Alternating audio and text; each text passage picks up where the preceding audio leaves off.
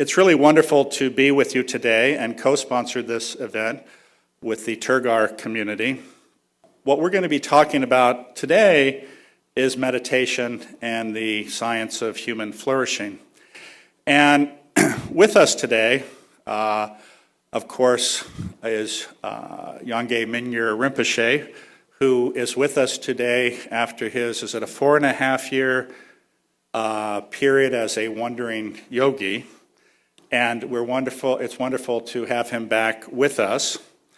As you know, he is a Buddhist monk who is a master of the Karma Kagyu Enigma sects of Tibetan Buddhism.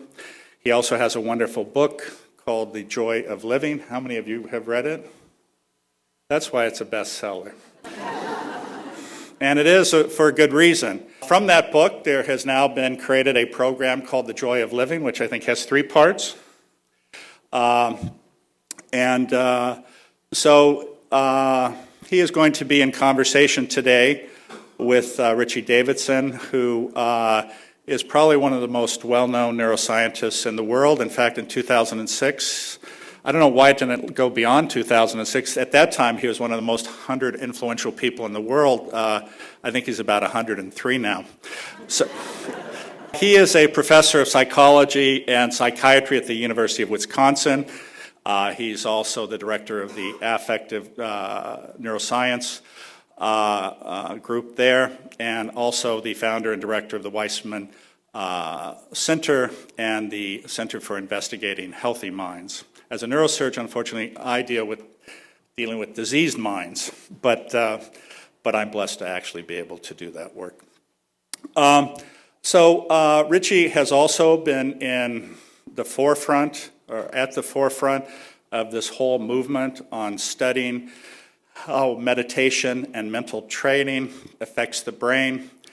And like me, he has a belief, and the research bears it out, that not only is compassion really at the core of who we are and defines who we are, but in fact, we can train individuals to potentiate their compassion, and by doing so, have really a profound, profound effect on their lives. And in fact, so profound that we know that if you look at practicing these behaviors with intention, it will not only change the lives of others, but yours profoundly, and improve your physiology, and also increase your longevity. So I'm really blessed to be here with you today and to hear these esteemed individuals and also participate and moderate a dialogue with them a little later. So without further ado, the people you actually came to see, Dr. Davidson and Rinpoche. Thank you so much.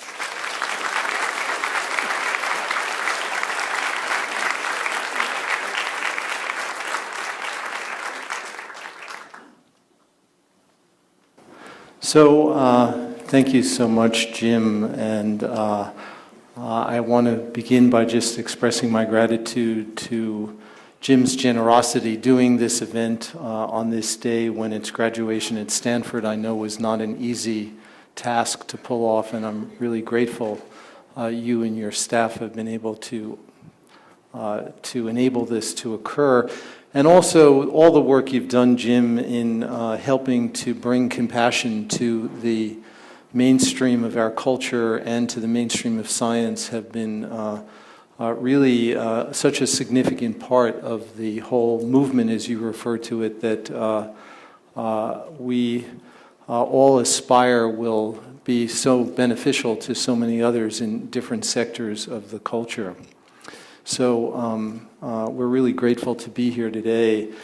And we're going to start by just introducing ourselves and having a little dialogue. And we'll begin by just sort of situating this. I'm a psychologist and a neuroscientist by training. And in the very early part of my career, I was motivated by a particular question, which is why are some people more vulnerable to life's challenges, and why are others more resilient and enabled to have higher levels of well-being, and how can we use strategies to help people move along a continuum toward increased well-being. And that led me to the encounter with the contemplative traditions. And this was many, many years ago, and I started as a graduate student at Harvard in the 1970s and was blessed at that time to meet a few people whose presence and demeanor really exemplified very high levels of well-being. And I found out that they all had in common an interest in and a practice of meditation. And so that led me to go off to India as after my second year of graduate school to see if I can uncover anything about this tradition that would make sense in the scientific arena. And I came back after spending 3 months in Asia with a fervent aspiration to do research on meditation and related kinds of practices. But it was made very clear to me by the faculty at Harvard at that time that if I wanted a successful career in science, this was a terrible way to begin.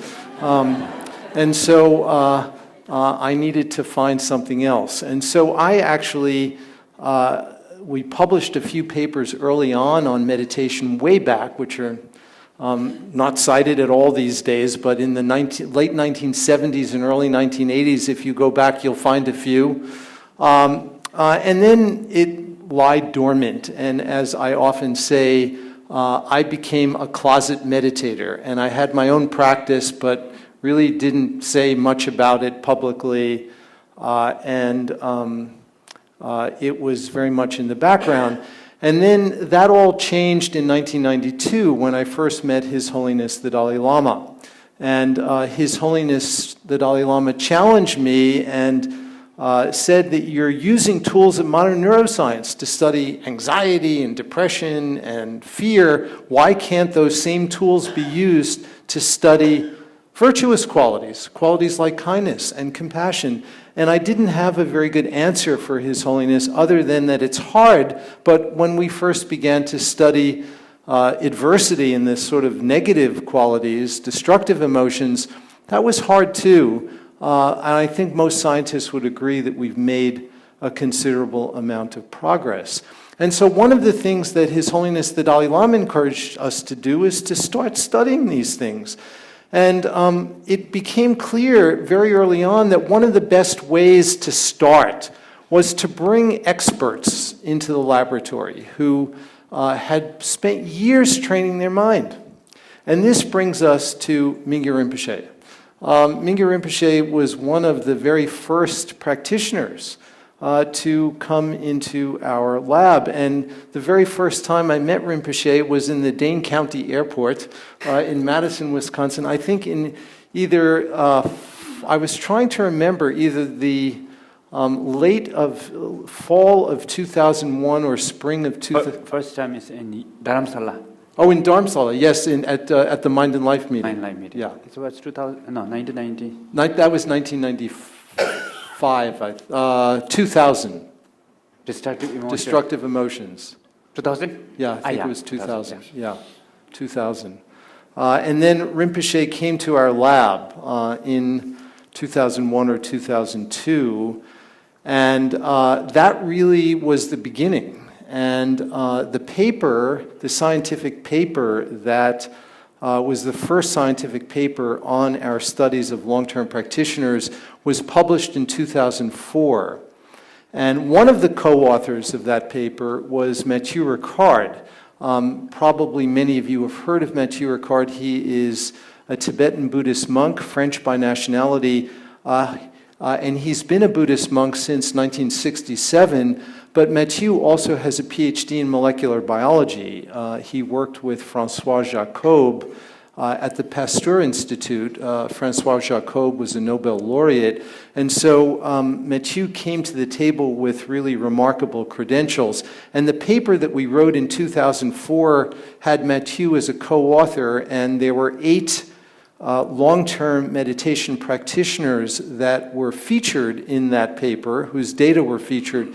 And Mingyur Rinpoche was one of those 8 practitioners.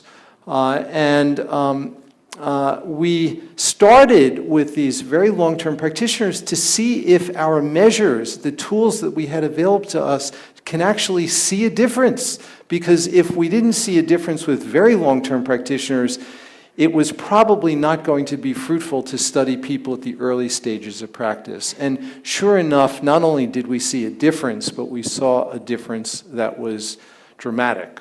And I'll say something more about that as we go along today. And so that was really the beginning of this new era in contemplative neuroscience or contemplative science. And one of the primary motivations for doing this work is that in Western culture today, science occupies a privileged position, and a lot of sectors of our culture demand evidence before they are willing to embrace certain practices. We know that medicine is becoming more evidence-based. We know that education is becoming more evidence-based.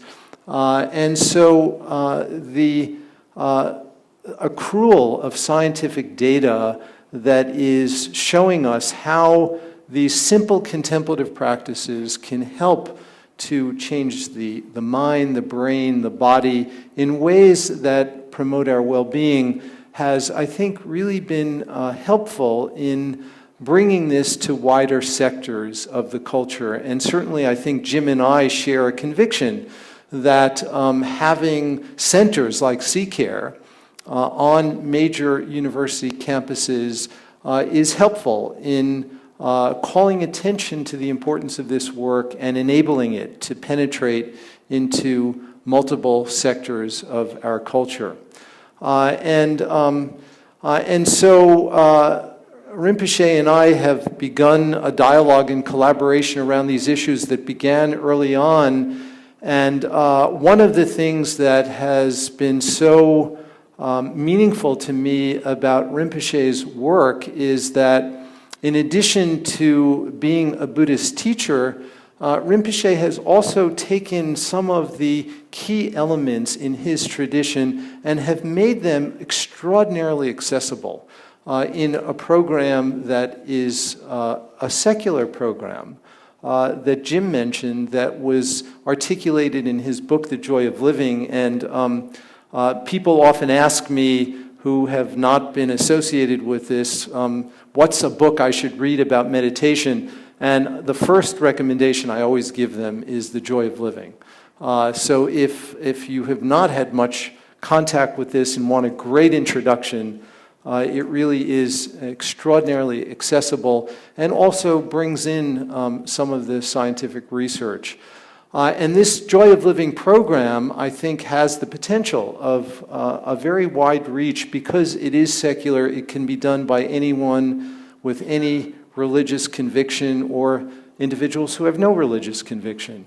And so I have been extremely interested in that, and one of my aspirations in the near future is to begin to do research with the Joy of Living program in a way that has been done, for example, with mindfulness-based stress reduction, which has also been, I think, a helpful addition to the armamentarium of mindfulness-based interventions that have been used in a wide variety of settings. So just a little bit about the structure for today. Rinpoche is now going to say a few words of introduction, and then we're going to go back and forth, and Rinpoche is going to start with some more direct experience so that we can all really start from a common ground with a little taste of the practices that come from this tradition. And then he will talk about some practices that are focused on basic awareness, and which is central to all forms of meditation. And then I'll talk a little bit about the scientific research that is associated with these kinds of practices, and that will sort of be most of the morning, and we'll also have time for questions and answers as we're going along. And then after lunch, Rinpoche will begin by talking about basic goodness and about kindness and compassion, and introducing us again to some really simple practices that can be helpful in recognizing those qualities which are present in all of us really from the start. And then I'll talk a little bit about the research, scientific research in that area, and again, we'll have plenty of time for interaction with all of you. Then we'll take a little break, and then Jim will then join us for a dialogue and questions and answers for the remainder of the afternoon. So that's kind of the blueprint for the day, and I think it'll really be a nourishing day. I'm certainly really looking forward to it very, very much, and looking forward to hearing from all of you. I'm sure there'll be lots of juicy questions. So with that, I will turn it over to Rinpoche. Thank you, Richie.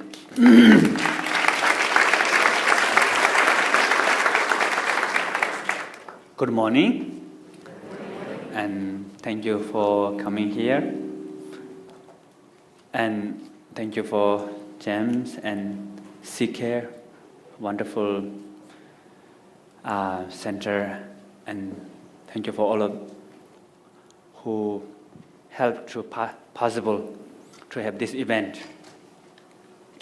So first, I would like to, as Richie mentioned about his background, so I will mention a little bit about how I interest meditation and science. So maybe I would like to give you some exercise for your arm. So therefore, I will begin to ask a question. So, related with meditation first or science first? Meditation. Which one you want to hear? Meditation, raise your hand. Science. Good idea. I'm not scientist, so if you ask me first scientist, then I will say just a little bit, and finish. So for meditation, I can talk a lot. Okay, first meditation. So the meditation, I was born in Nepal, right middle of Himalaya mountains. And actually my village is the next to 8th highest mountain in the world, Manasilo. So nice valley. And especially the morning sunrise, touch to the glaciers mountain and come down, you know. When I was young, I stay outside of my home and looking at the mountain, like that. So wonderful. And we have wonderful valley, the village, so wonderful. And I have wonderful family, great, nice father, mother, and grandfather and grandmother. Very nice. Everything is fantastic. So there's the good news, but there's the bad news. The bad news is I have panic attacks. Don't know why. Although I have wonderful family, I'm born in wonderful environment, but panic attacks follow me as like shadow. And I was looking for some solution. What should I do? How to get rid of this panic? And I try many different things. I play with my children, you know. We use a bow and arrow and make mud bridge and sand castle, make small cave with a wall, you know. It doesn't help. And when I look at my father and my grandpa, sometimes they meditate, and they feel so nice, calm, peaceful. When they meditate, they're just like a mountain, so nice. So then I thought maybe I should ask some teaching from them. But I was very shy because I'm young, and maybe they don't want to give me because I'm too young. So first I discussed with my mom.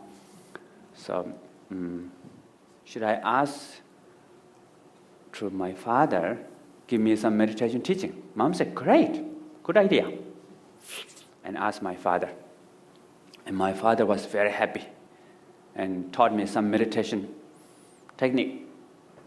I tried to meditate, but when I meditate, quite okay sometimes, But I'm lazy, I like the idea of meditation, but I don't like the practice of meditation. So when I tried to meditate, I thought, today I did long time. Look at my watch. It's only for 3 minutes. I thought 15 minutes, So, but idea is very nice. It somehow it helps me. My father said, don't look face out. We all look, our mind chasing out and looking happiness out there. So cannot find from making sandcastle, cannot find from shooting arrow. Mind's face, turn mind's face inward and find real happiness within me. And don't fight with the panic. That's a very important advice from my father. Well, normally what I do is what I call yes sir and hey get out. Two things.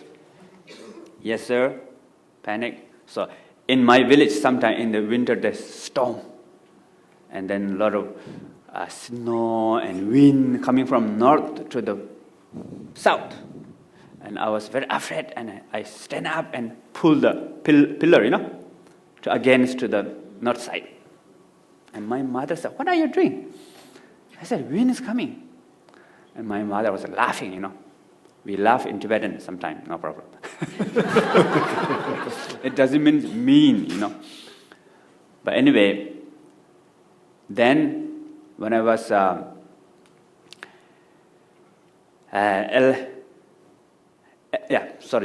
finished yet. So, yes sir, listen to panic. And whatever message coming from panic, believe that. Terrible. I have a lot of fear about going into car. Fear of, firework. Fireworks. Yeah, in Nepal, every month there's a New Year, kind of like celebration. And so that's a yes sir. And then another one, hey, get out. Meaning, fight with the panic. Panic or panic. Fear of panic. Resist panic. Try to get rid of panic. My father said, don't do this. So when I meditate, I let go. Try to accept. Try to learn how to live with the panic. Face and... But the lazy, Sometimes lazy is more problem than panic. Then when I was 11 years old, I went to Shirabling Monastery. The Shirabling Monastery is the main seat monastery of my guru, Bajadara Taisidu Rinpoche. He recently came 3 weeks ago, came here in Stanford. So I moved to Shirabling Monastery, and I was there. And then there will be 3-year retreat going to start. I thought, I'm lazy, I should go to 3-year retreat. So then I can be more diligent. So I went to 3-year retreat. The first year, my panic got worse because lazy still follow me, even in the 3-year retreat, So then finally I thought, wow, I still have more than 2 years to go. So do you want to spend the rest of your retreat like this way, or really want to apply? And I decided to really face my panic, stay in my room continued without joining group prayer.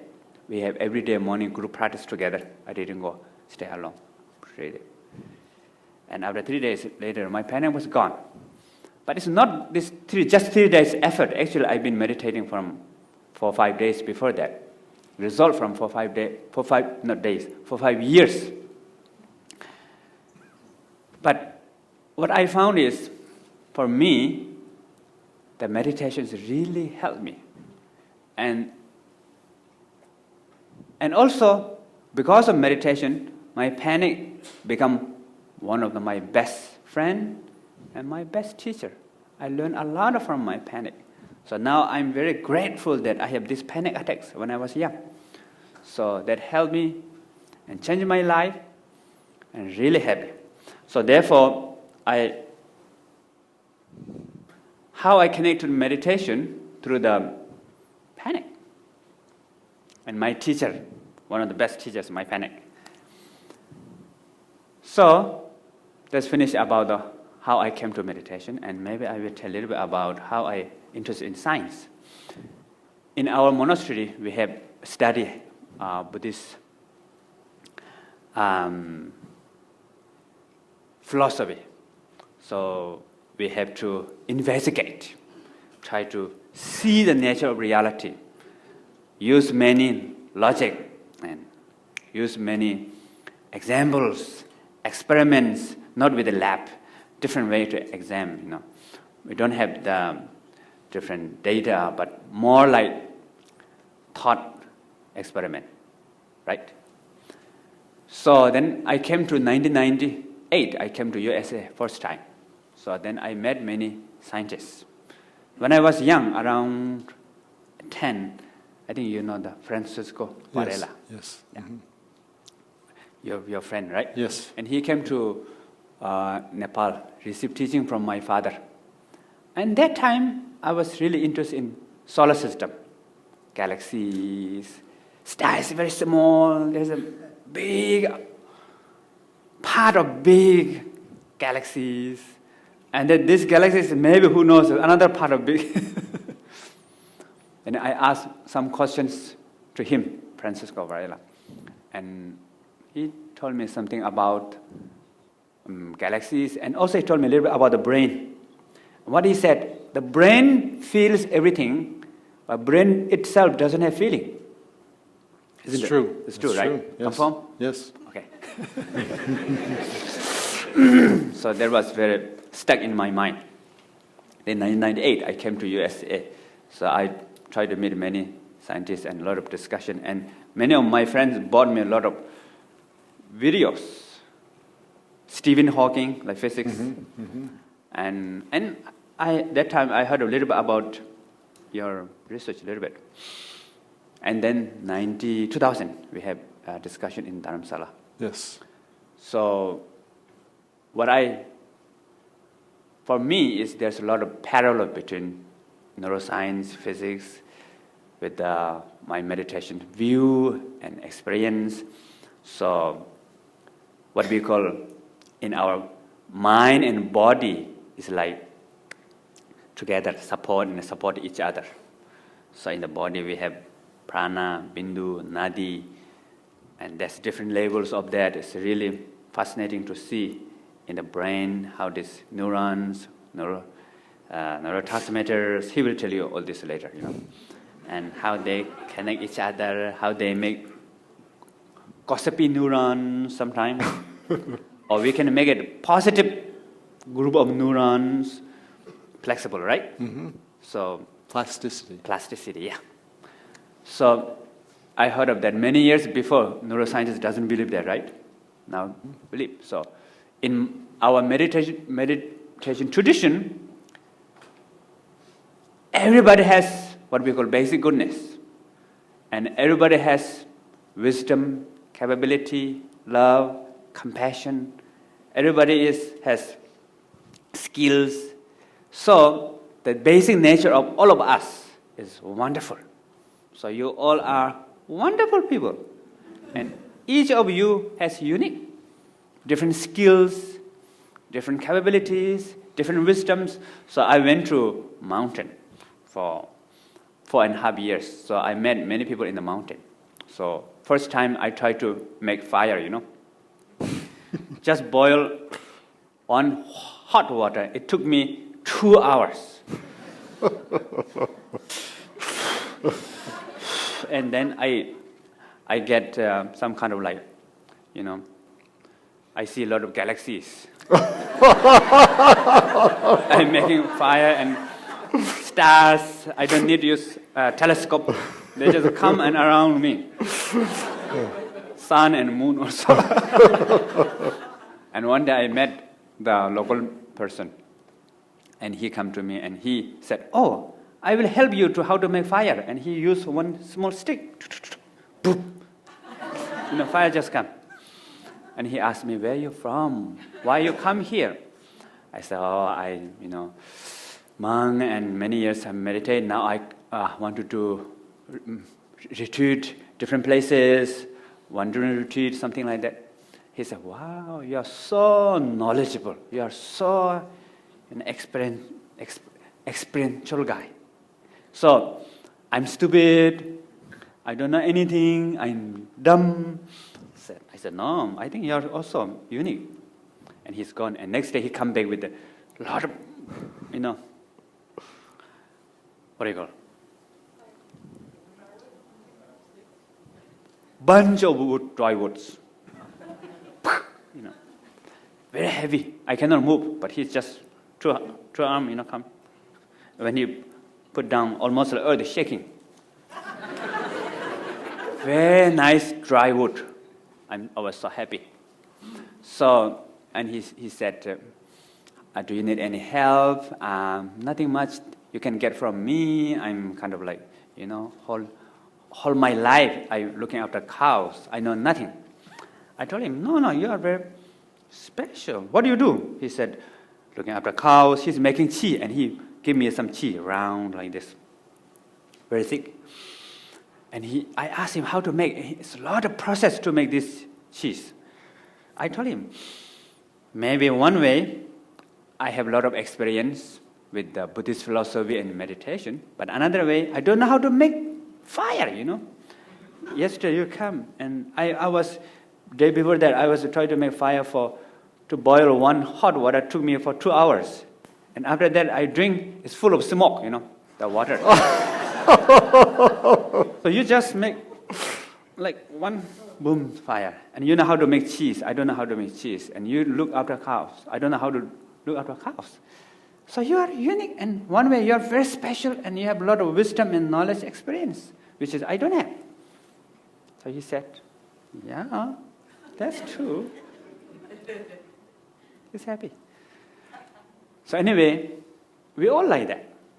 So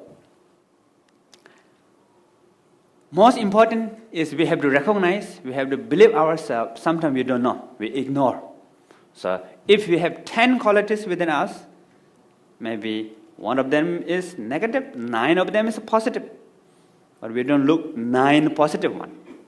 We only look 1 negative one and exaggerate sometimes, And when we exaggerate it, then in the brain, I think, there's neurons, gossiping neurons.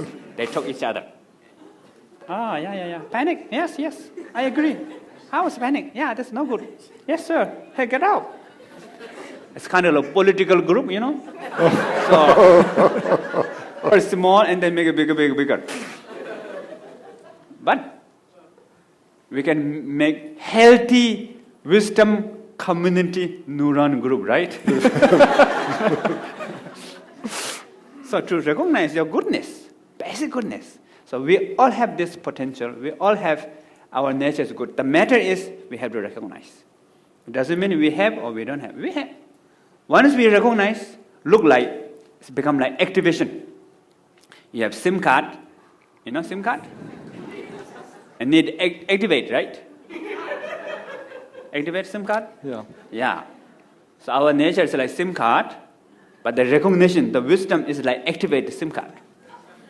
So you have to activate yourself, you and your true nature have to make link by wisdom. So therefore, there's a really lot of benefit by dialogue with science and with meditation. And it's really helped me also for understand these things when I have dialogue with science, kind of like different perspective. Thank you. So what should we do? So now, Rinpoche, maybe we can transition and you can start by teaching us a little bit about basic awareness and how meditation can help us recognize this basic awareness that is a quality that we also all possess, Yes. just like basic goodness. Yeah, very good. So, basic awareness. So awareness is with us all the time. Maybe. What do you think? Again, how many of you think you have awareness? Raise your hand. Okay.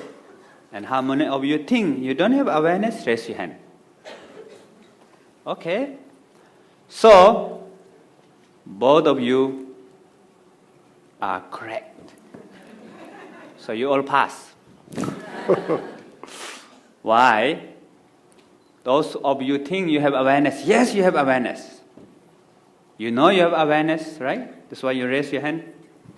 And those of you say, I think I don't have awareness. That means you have awareness. You are aware that I don't have awareness. So, that is the awareness. So awareness with you all the time, actually.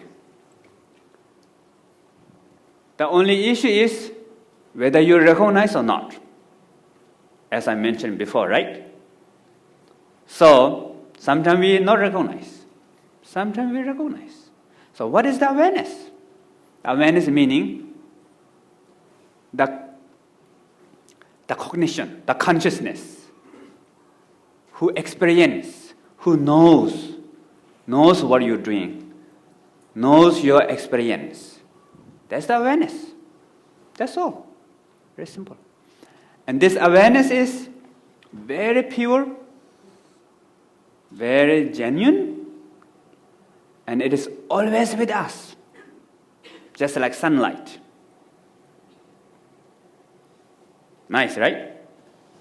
In California, many people like sunlight, no? Not only in California, many places, I think. And awareness is just like pristine water. It's always calm, the nature. But another example. Awareness is just like space also. Space, yeah? But we have thought and emotions. Is the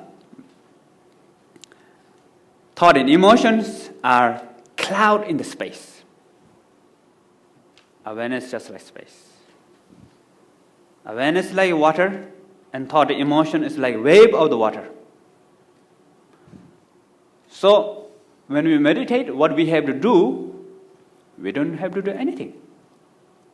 We just recognize our own awareness and let thought, emotion come and stay and let go. So welcome to come, welcome to stay, welcome to go. So when I was when I was young, I have one colleague, one monk, and later he's become ex-monk, and then he went to America, USA, and he was in New York, and his job is yellow cap diver. You know, in New York, yellow cap. So when I was in New York, he asked me to come. You know, he said, I know many places in New York. Maybe I will show you. So if you have time, please come into my taxi. And one day I found the time. I go with him many hours, and he showed me this place. And I asked him, how about your feeling being yellow cap diver? And you know, when you're in the monastery, and now here it's different. And he said, and I asked him, must be very difficult, you know, because there's so many people come to your car, your taxi, and he said, yeah, so many people come. And I asked him, how, are they good or not good? He said, well, some are very disturbing, some talk a lot, some they say bad words, some they argue each other, some very calm and quiet, and some is really very helpful and very nice, give some advices. So many people. And I asked, how you handle, so many people like this? He said, I don't care. What I care is I want to help them to lead their destination. So whatever they talk, it's okay. They come and go, but for him, he just lead them and guide them to the final destination. So just like that. Thought and emotion is just like passenger. And maybe you are the taxi. So, welcome, of course. And welcome to come, welcome to stay in your car, and welcome to go. Right? So you don't have to do anything. So, for example, panic. Why panic is become so sustainable, right? Another word? Sustainable. Sustainable. Sustainable. Stable, in another word. Why panics become stable and survive? Two things. Yes, sir, and hey, get out. And these two things, like when you drive the car, there's a brake and oil, two things, right? Brake and oil. Without brake, without oil, you cannot drive.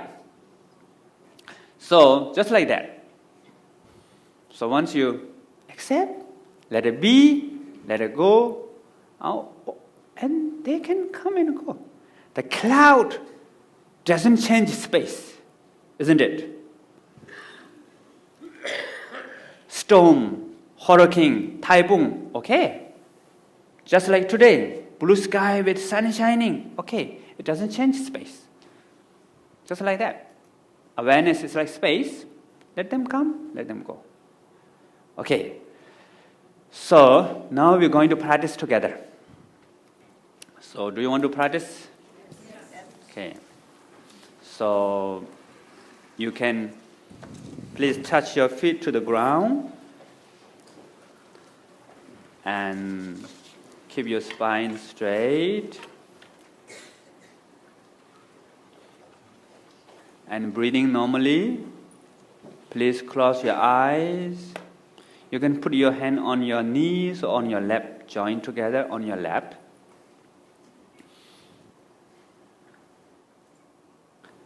So now first,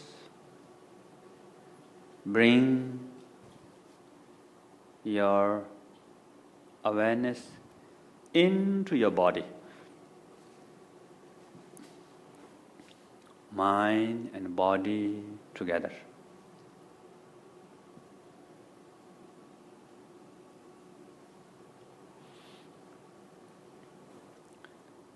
And relax your body. Just relax. Don't relax 200%. Just 100% relax. Even you cannot relax, that's okay, allowed. Allow that you cannot relax. That means you are relaxing.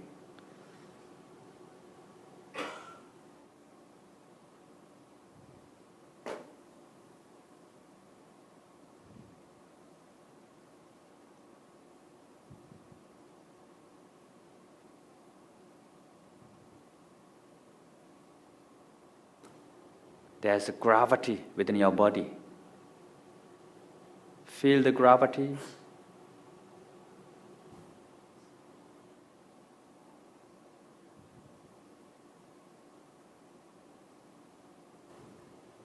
Relax your head, face, neck, your shoulder, arm,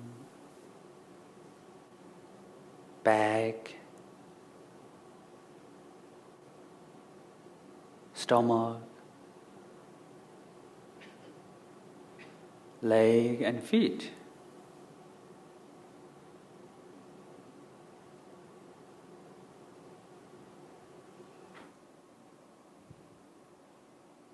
And whatever sensations within your body, Just be aware of it.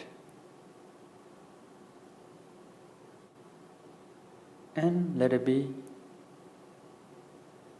Let it go.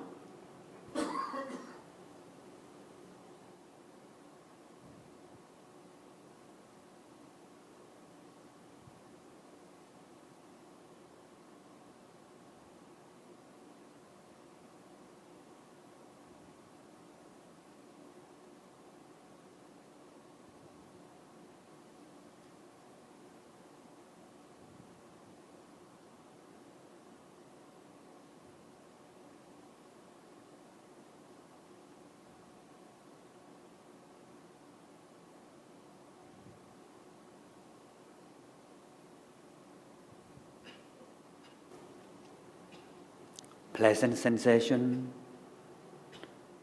unpleasant sensation,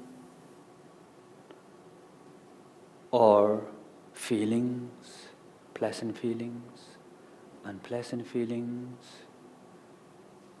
whatever, there in your body, just be aware of it and let it be and let it go.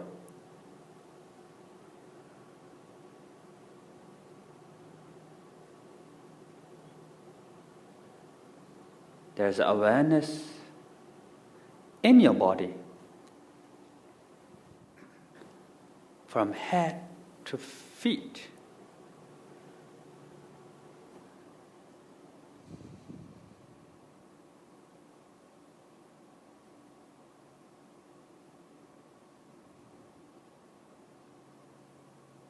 That's the awareness of the body.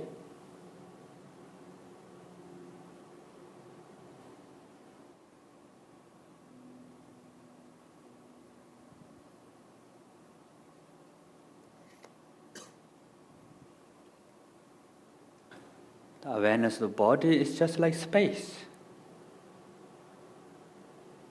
And whatever sensations, thoughts, emotions, pain,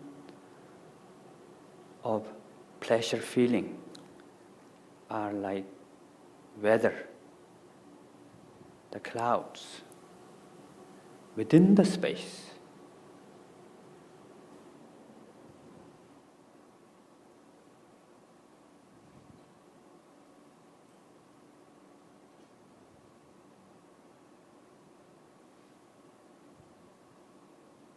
Let your awareness accommodate all these feelings in your body, in your mind.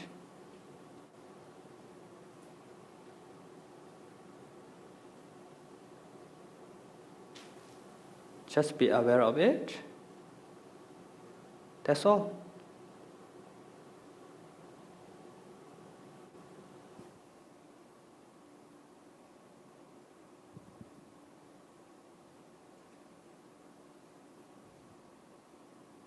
Don't try to block negative thought and feelings.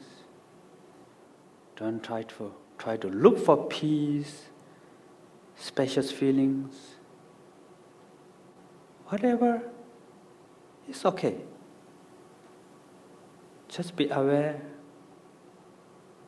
And awareness is always free and always present.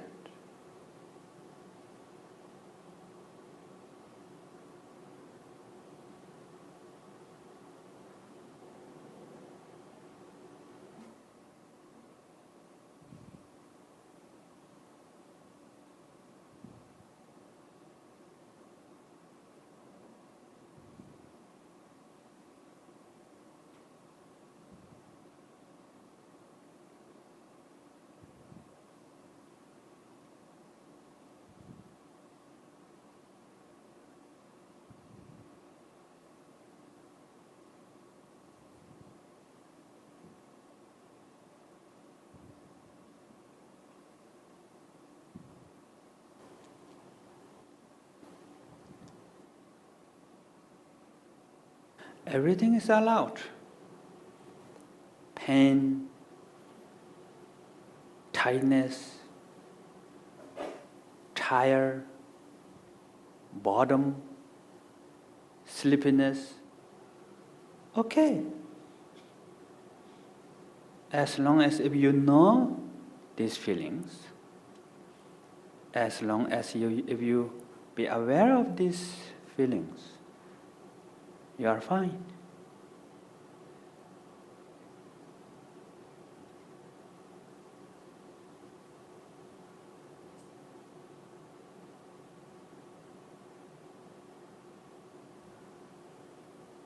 So, be free, be yourself. You are totally in control.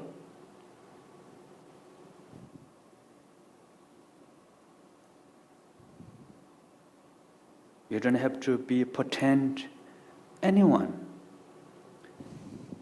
or anybody. Be yourself. You don't want to act like anyone or anything.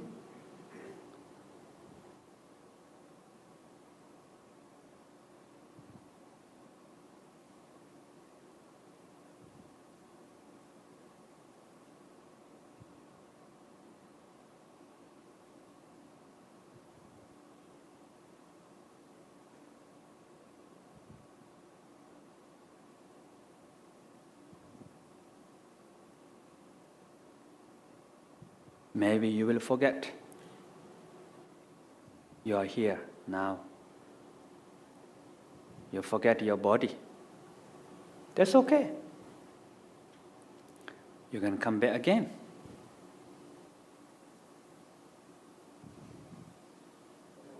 My body, and you totally forget you are in the McDonald's having hamburger. That's okay. Come back again.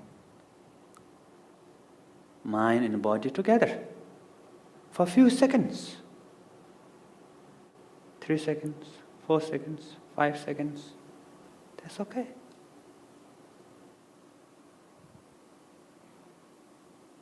Short time, many times.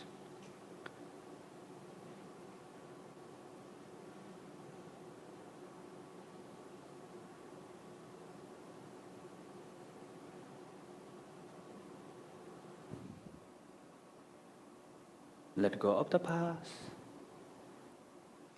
Let go of the future. Be here now with your body.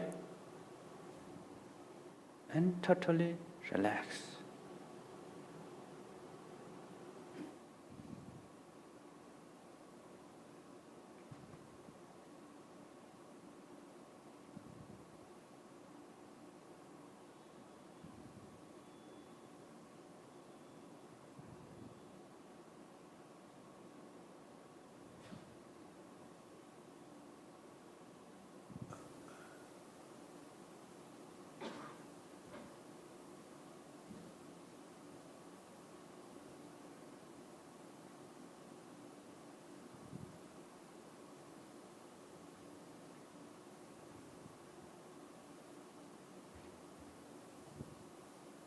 Now, please bring your awareness on your breath.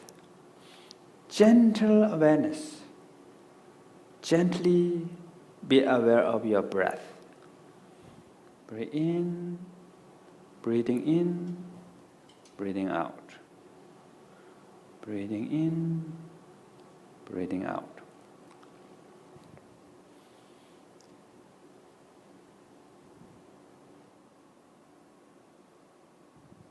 No need strong focus.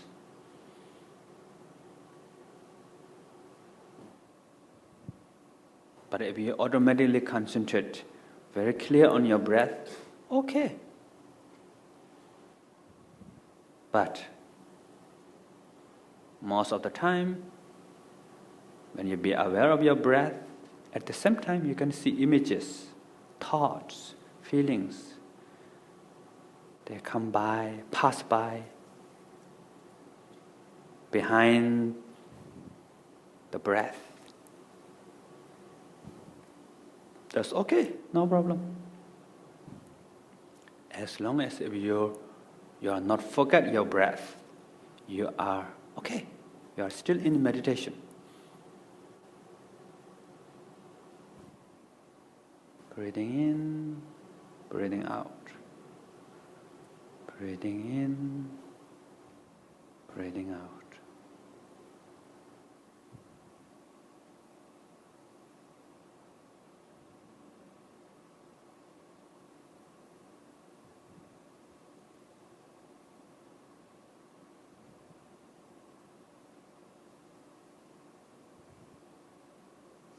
And you're breathing just natural breath. If you are shallow breath, let it be shallow breath. If you are having deep breath, let it be deep breath. Just completely natural.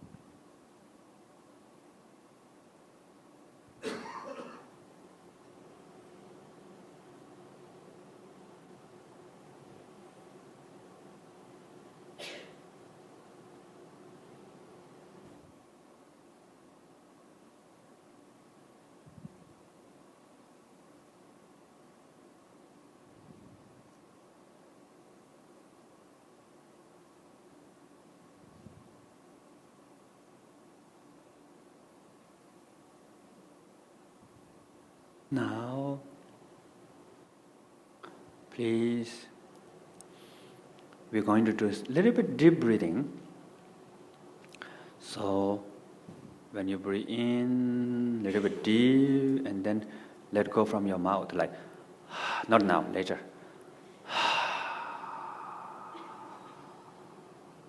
So let go and rest your mind without breath. Few seconds. And breathe in, deep breathing.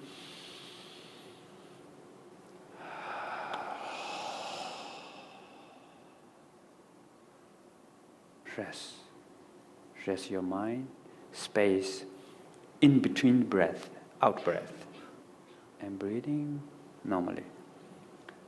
So now we're going to practice this first 3 times together, then follow whatever you speed or whatever you up to you. Okay, breathe in.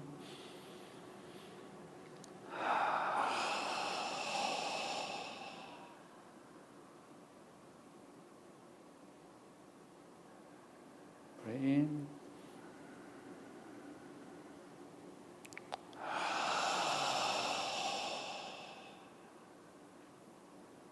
Let go and rest your mind without breath.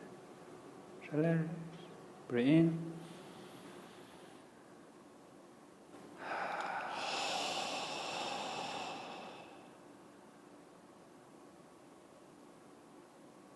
Now, choose your own.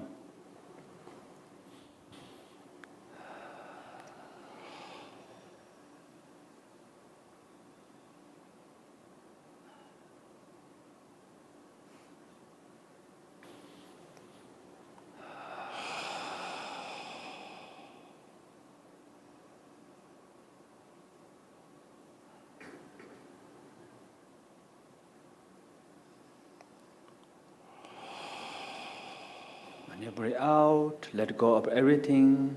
Let go of the past, future, present. Completely let go.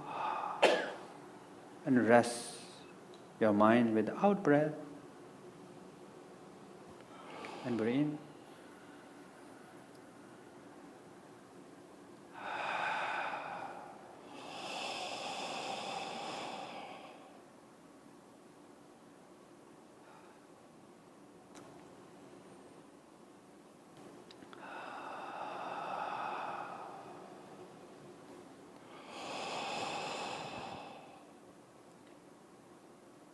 Now, we're going to do this meditation with open eyes. Now, please slowly open your eyes. Breathe in.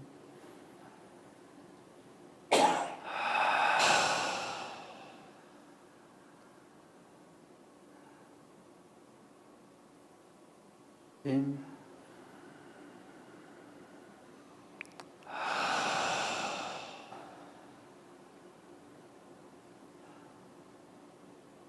In.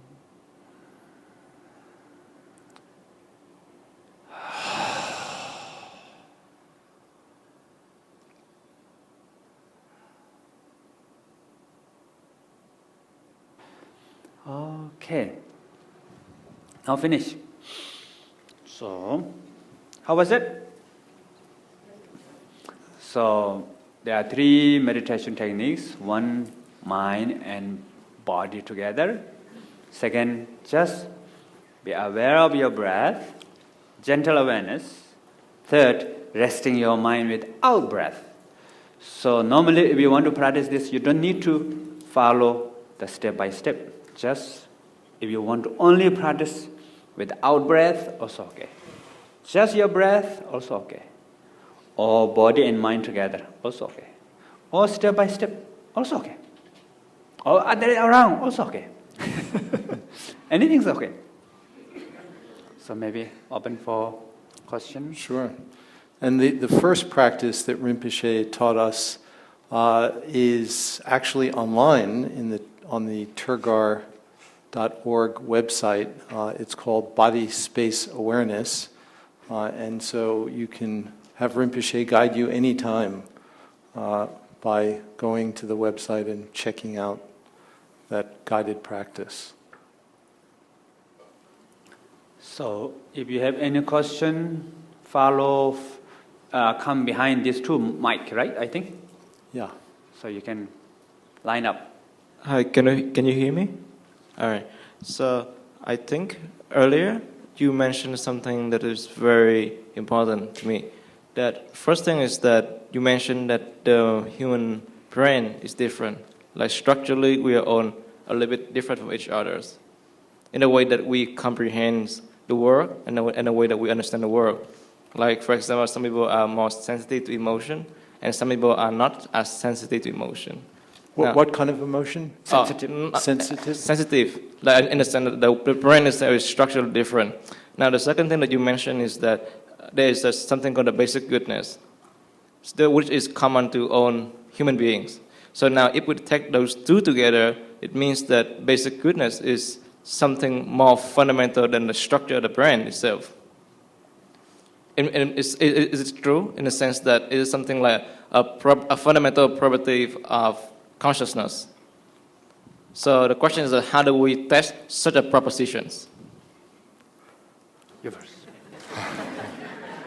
I'll be actually talking some about how science has approached this topic of basic goodness and share with you what I consider some of the really important insights from modern science that are, I think, persuading me and other scientists that there really is such a thing as innate basic goodness. So we'll talk about that in a little while, but I think that there is growing evidence that suggests that, and I think that it's also the case that the evidence for that is interestingly not restricted just to humans. There are a number of other species that have been studied that show similar kinds of innate basic goodness. In terms of how that's connected to the brain is a very interesting question. I think one of the ways that I think about it is that it's not as if the negative qualities aren't there also, but if you give a person a preference, a choice, if you ask them to make a choice between what may be good and what may be selfish or aggressive, consistently you'll find that individuals actually choose the good. Those kinds of observations convince us that there must be something in the brain which is programming, if you will, this kind of innate basic goodness. But we'll talk more about that a little later in the day. Thank you. Thank you. Yes, thank you. I'm curious, the exercise that we just did, how different is that from what you learned from your father? My father. Yes, so I would think this is some sort of distillation of many teachings, or it's secular. And I'm just wondering, when you were a child and asked your father, to All right. help, how different is it from what we did? A big difference, just like earth and sky difference. I'm teaching you the basic baby stuff, and my father is... No, I'm just kidding. Basically same, awareness.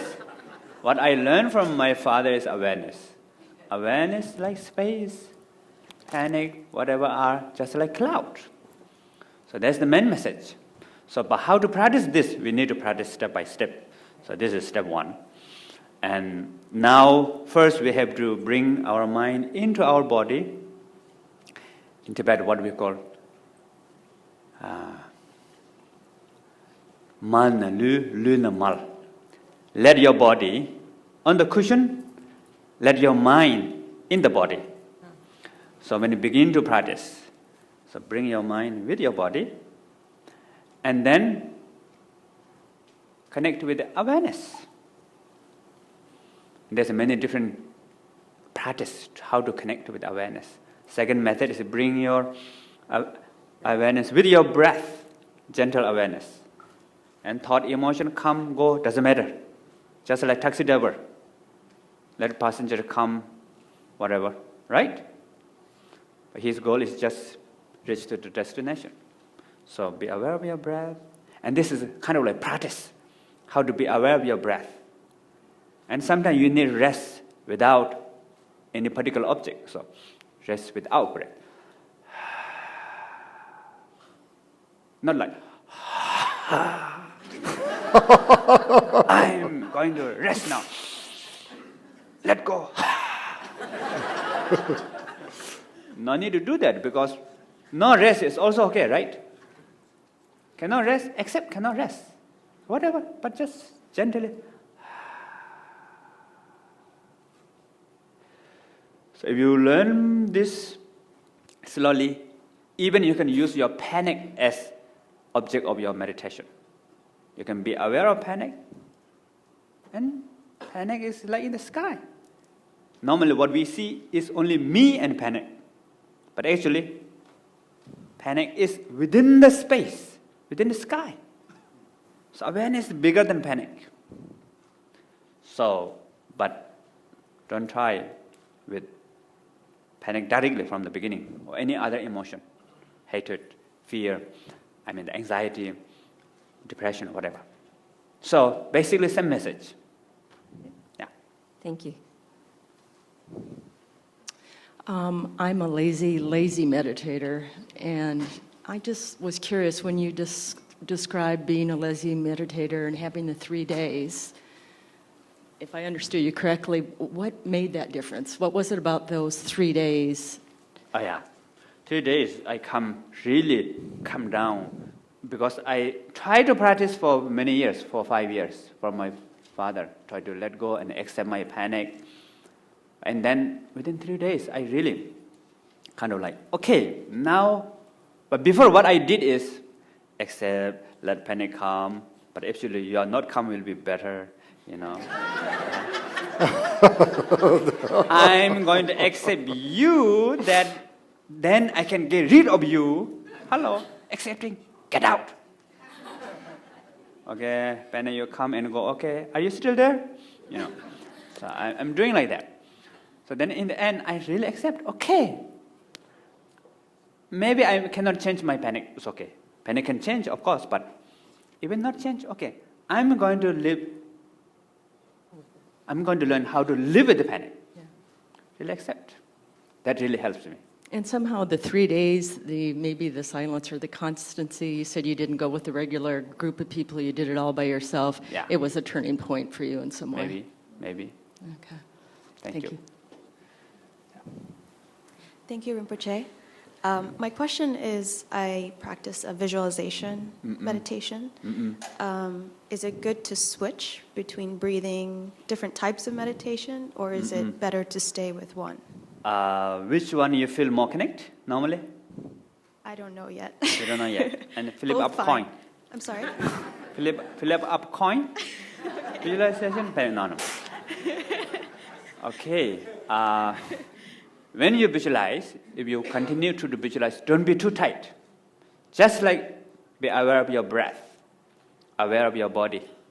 So as long as you not forget your breath, thought can and come. So can you think of your room now? Clear? How clear? Your room? Pretty clear. Pretty clear, everything? So now we're going to meditate with your room for a few seconds. Okay? Don't move. Visualize your room. Cannot think, not allow to have any other thought. Just your room. Okay?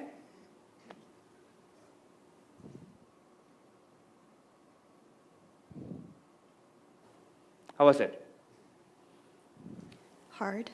Hard. Yeah. So why second is hard? Because we say, I have to, this is meditation. Cannot think, not allowed to think anything else. Have to focus clear. Become hard. So when you visualize, relax.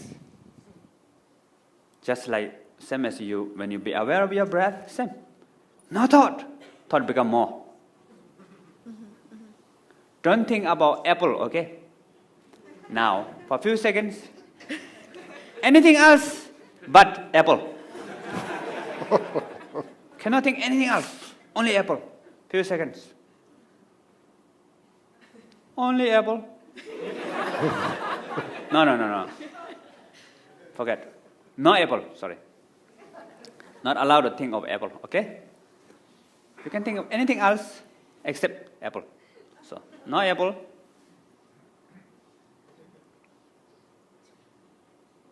Don't forget that you cannot think of apple, okay?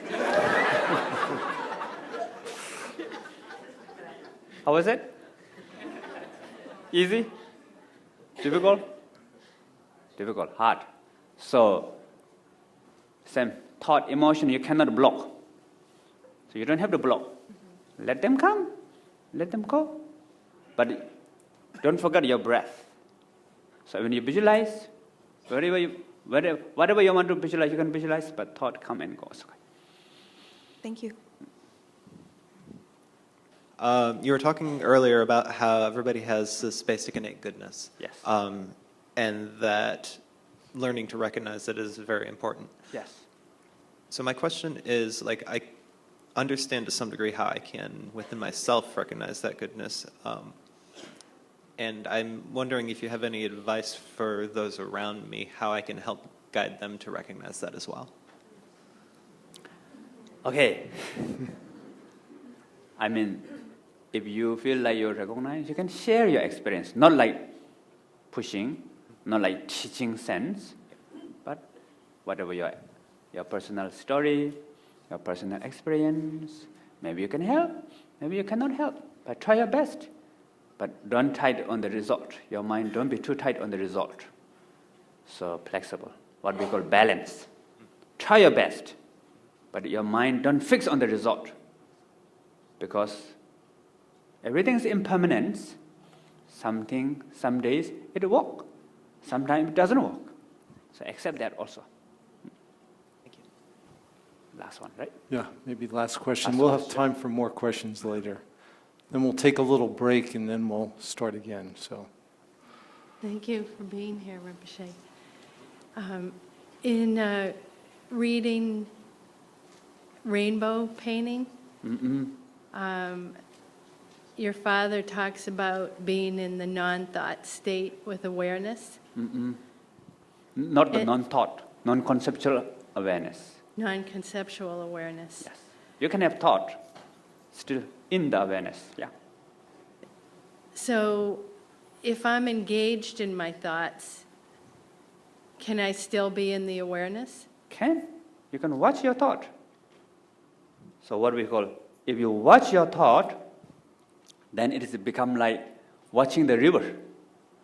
So if you see the river, that means you are out of river. If you fall into river, carried by river, you cannot see river. So if you see thought, that means you are step out. And thought come and go, just like your breath. Breath come, go. And your awareness can maintain with your breath. So why not with thought? You can maintain your awareness with thought. Come and go and come and go. But sometimes thought disappear. Just like no apple, apple comes. Opposite that. Thought, I need thought. Thought cannot come. That's also okay. There's a gap. Stay with the gap. No thought, also okay. So awareness never change. But thought come and go is change. So when I look at the thought, I notice that it dissolves. Yeah.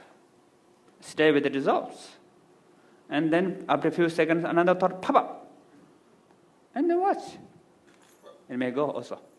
And we do the same thing with our emotions and Yeah. our panic and Can.